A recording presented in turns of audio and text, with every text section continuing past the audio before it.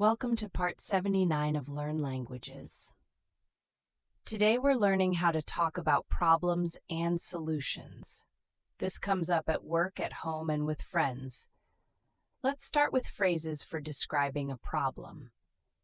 I'm having trouble with. The thing is, I've been struggling with my workload. I'm not sure what to do about this situation. The problem is that the deadline is tomorrow.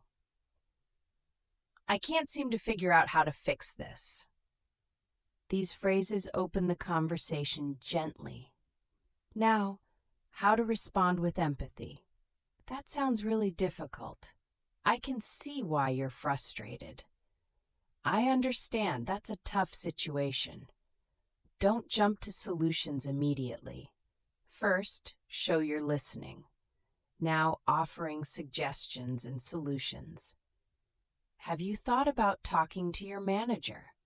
One option might be to break it into smaller steps. What if you delegated some of the work? You could try asking for an extension. It might help to make a list and prioritize. Responding to a solution. That's a good idea. I hadn't thought of that. I'm not sure that would work because I'll definitely give that a try. That's actually really helpful, thank you. Notice how polite and collaborative the language is.